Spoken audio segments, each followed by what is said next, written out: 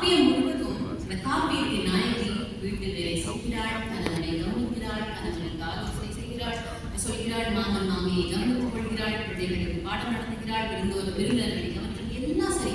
ஆனா எல்லாமே ஒரு வழி பாதையாக இருக்கிறது.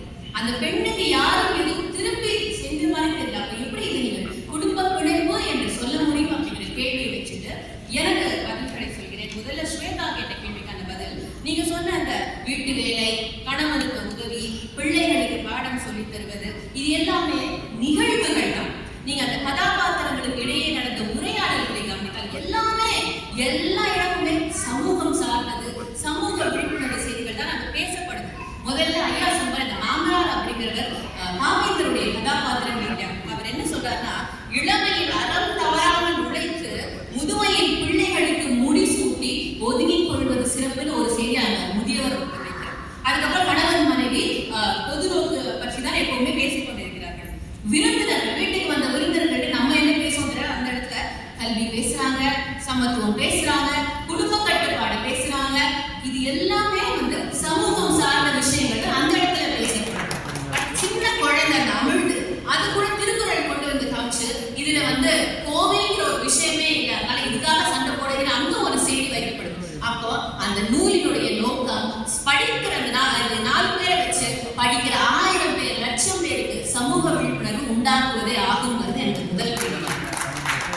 அடுத்து வானதி அவர்களுக்கான பதில், முதல்ல குடும்ப விளக்கில் உறவினர்கள் எல்லாம் பிணைப்புடன் இருந்து சமூக விழிப்புணர்வு செய்திகளை தான் பேசுகிறார்கள் ஒத்துக்கொண்டதுக்கு முதல்ல நன்றி.